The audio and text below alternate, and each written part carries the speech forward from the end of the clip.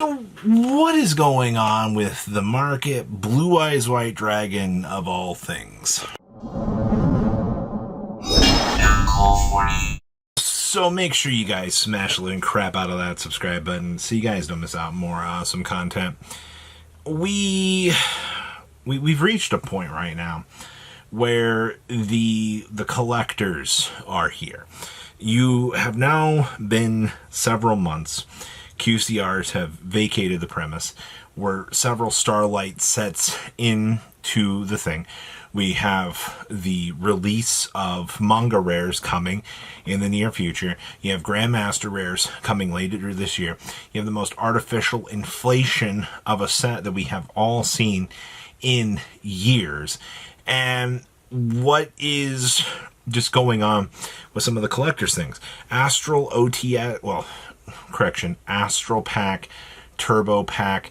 These cards have been going up a little bit more recently than we've previously seen from other generations than before. And I mean, a lot of the time we typically point the finger at the older generational cards and go, all right, well, this is an older format application. You know, people want to pick up those cards to bling out their decks, or they want to, relive the memories of those days on tabletop with their friends. I feel like it's sad to say, but that one's become the least prevalent of this, because you have the R-bets of the world. Well, it's not really so much R-bets. You have all these alternative tournament series now that are happening in the background that, players are now playing hat format.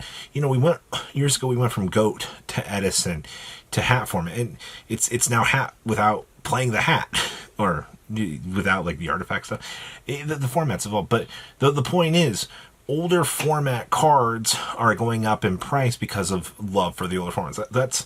That's part number one. That's why certain OTS cards are going up, in addition to exclusive collectibility and, Konami just not messing up the era.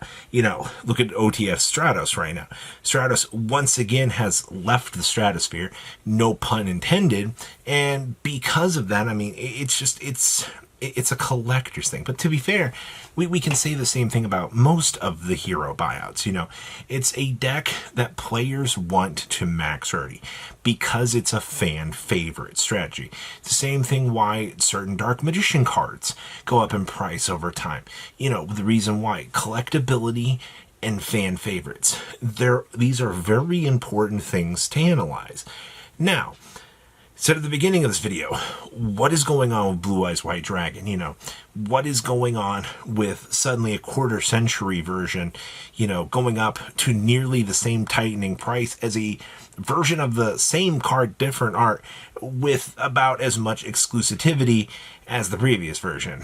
Well, the problem here lies with the fact that the market is realizing quarter centuries have left the premise. You are never going to see a quarter century rarity again, because quarter century is over. That's not stopping Konami from pulling back this rarity for the 35th, the 40th, doing something crazy with like the 30th logo stamped in the bottom. It's highly possible that they could do that. But right now, players are realizing, well, I have a little bit of spare money. Let's go pick up one of these versions of Blue Eyes. And you got players that are going to grade. I know a lot of my audience looks at grading as a sham. They look at grading and they're like, well, I can't believe people want to spend money to get their cards encapsulated when they want to play them. You've got other people within the same sphere that are going to go, well, I just don't trust the grading companies. These are all interesting and valid points. The problem here is there are people with way deeper pockets. You got people that have the PSA 10 first edition Blue Eyes that are they're loaded right now. They're rich because this deeper seated market is happening to be moving these things. You're starting to see people looking at the quarter century cards, wanting to grade them, even though Yu-Gi-Oh! Just came out of one of the worst QC errors you could ever have, which this is another problem that you're going to have to think about long term here too. Because all of those cards straight out of the pack were some of the worst quality control that could have ever existed. If you do happen to get a 10 graded from that era, years down the line, those cards are going to be worth even more in retrospect to what they are. So you can have people today telling you that grading is terrible, you shouldn't do it, but the reality of the situation is 5-10 years down the line, you're winning. And that's a reality of things. But once again, that plugs back into the reasoning behind the Blue Eyes White Dragon right now. You have certain versions of these cards. Once again, rarity collections were not exactly the greatest QC quality things. They were in an era where QC was a little bit more improved, but it wasn't fantastic. And then you've got the collectors that are looking at these movements and they're picking up the cards, whether or not to move them into their own private collection, to grade them and have them come back things. Also, the Kaiba briefcase is kind of a non-existent product. It was already a super expensive product for the era. It was made to order. The people that had picked up the Kaiba briefcase and held them, remember, that product has had some of the craziest value gain in all time. I think it was what, $400? I don't even remember MSRP. It was either $400 or $500.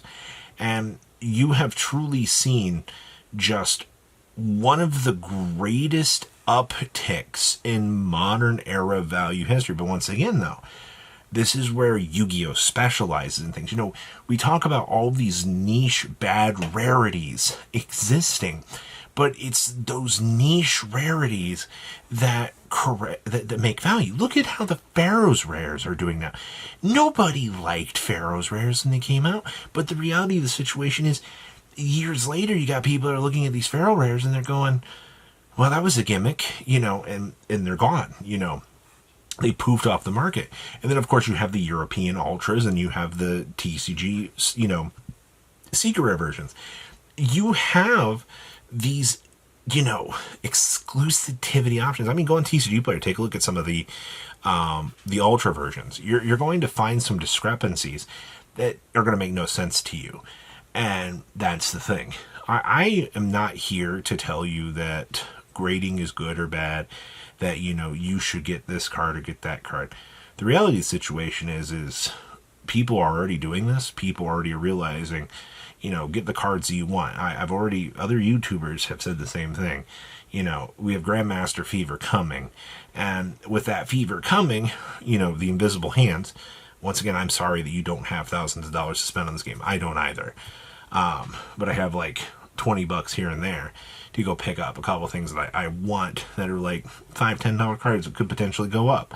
You know, that's always okay. We just live in an era right now with people with bigger bankrolls, bigger money. They got that Pokemon money.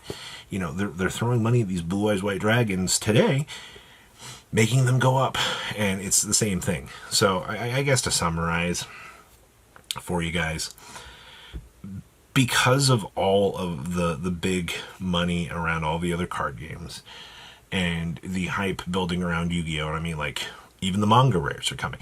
Also, I guess I should say, like, on the topic of the manga rares, because I've had a few of you guys reach out to me going, you know, will you be able to get this product? You know, can you track down the manga rares? I am going to tell you the same thing.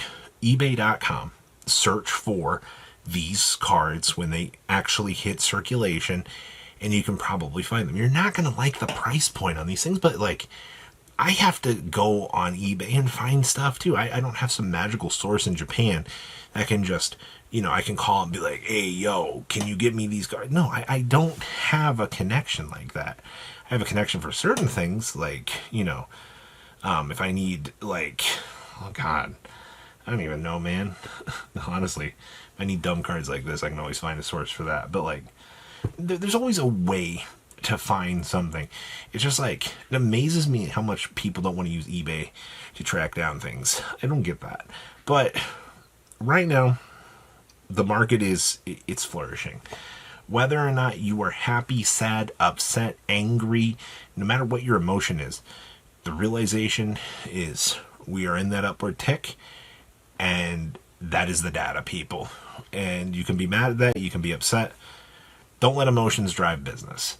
It usually will end up being a bad thing. I have learned that all too well. With that being said, welcome to the era of Blue Eyes White Dragon. Going to the moon. You guys have a good rest of your day and stay safe out there, right? Patrons, thank you.